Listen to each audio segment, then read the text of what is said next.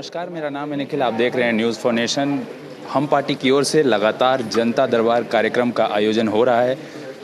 जनता अपनी समस्याओं को लेकर के पार्टी के प्रतिनिधित्व के पास पहुंच रही है। आप देख सकते हैं यहाँ पर संतोष मान जी हैं, जीतन राम मान जी हैं, जनता दरबार कार्यक्रम में आए हुए हैं और लोगों की समस्याओं को सुन रहे हैं। दरबार कार्यक्रम लगा रहे हैं, किस किस तरह की समस्याएं आ रही हैं? देखिए, सब तो मोर और लेस यही प्रश्न कर रहे हैं कि किस किस तरह की समस्या है।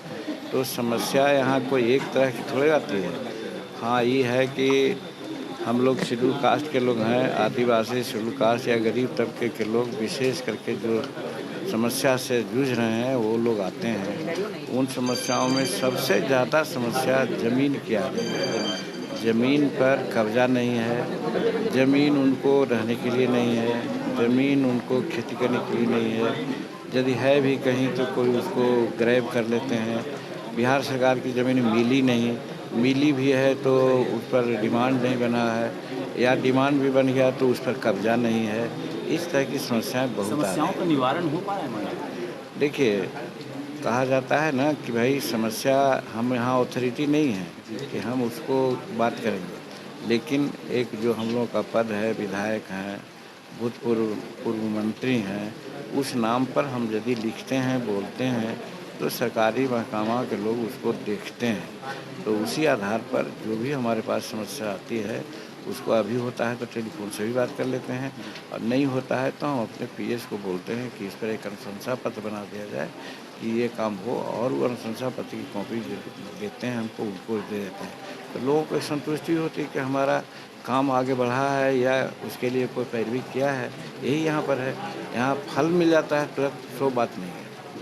बंगाल और यूपी के चुनाव में भी आप लोग लड़ने के लिए बात कर रहे हैं, किस तरीके से, क्या कुछ रणनीति है हम पार्टी की? देखिए, बंगाल में हमने चुनाव लड़ा है, और बंगाल में उपचुनाव हो रहा है भवानीपुर, जहाँ से ममता बनर्जी चुनाव लड़ेंगी। वहाँ भी हमारे प्रदेश अध्यक्ष हैं सतरादुल राय, वो चुनाव लड़ेंगे। उन्होंने किया है नॉमिनेशन, तो पहले भी लड़े थे, आज भी लड़ेंगे। वहाँ भी हम देखते हैं कि चाहे सरकार हो जितना कह दे, लेकिन वहाँ बहुत ज़्यादा गरीबी है, बहुत ज़्यादा निरक्षरता है। वहाँ की महिलाओं को देख करके आंसू आ जाते हैं कि साहब अभी भी अर्धनग्न रहती हैं देहात के इलाकों में, शहरों की बात नहीं मैं कहता हूँ।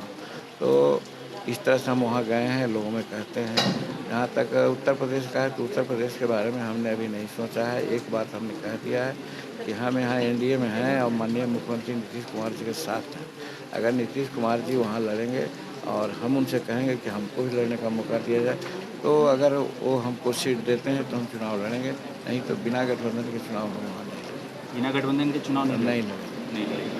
मान जी, एक आखिरी सवाल कि नीरज बबलू हैं बिहार सरकार में मंत्री, उन्होंने कहा है कि चिराग पासवान एनडीए के साथ हैं। हालांकि संजय जायसवाल इसको कह रहे हैं कि केंद्रीय मंत्री पशुपति पारस साथ हैं। आप इसको किस तरीके से देखते हैं, क्या कुछ पकड़ा है? देखिए, अभी क्या है, अपनी रणनीति को चिराग पासवान आगे बढ़ाए नहीं। ये बात सही है कि चचा भतीजा में एक तरह से गुटबाजी हुई है, और पारस जी अभी सरकार के मंत्री हैं, और ये जहाँ तक चिराग जी का है तो एनडीए में थे, और गत विधानसभा चुनाव में उन्होंने एनडीए के विरोध में ही काम किया, जिसके चलते यहाँ हम लोग की मेजोरिटी कम हुई, नहीं तो और 10-20-25 एमएलए हमारा और लोग होते।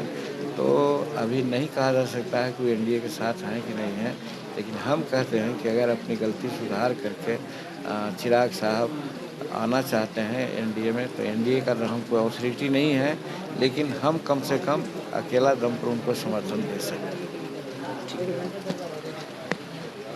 तो ये थे हमारे साथ पूर्व मुख्यमंत्री जीतन राम मांझी, जिन्होंने साफ तौर पर कहा कि हम यूपी में अभी गठबंधन में लड़ेंगे, तभी चुनाव लड़ेंगे, अकेले वहाँ हम नहीं लड़ रहे हैं। हालांकि बंगाल के बारे में उन्होंने कहा कि जो उपचुनाव 2 सीटों पर होना है, वहाँ हम अपने पार्टी से उतारेंगे। साथ ही साथ उन्होंने चिराग पासवान को लेकर के कहा कि चिराग पासवान से जो भूल हुई है, अगर वो एनडीए में सही तौर पर एनडीए में आना चाहते हैं तो हम उनका पूर्ण रूप से समर्थन करेंगे। और भी अपडेट्स देंगे, बने रहिए न्यूज़ फॉर नेशन के साथ। धन्यवाद।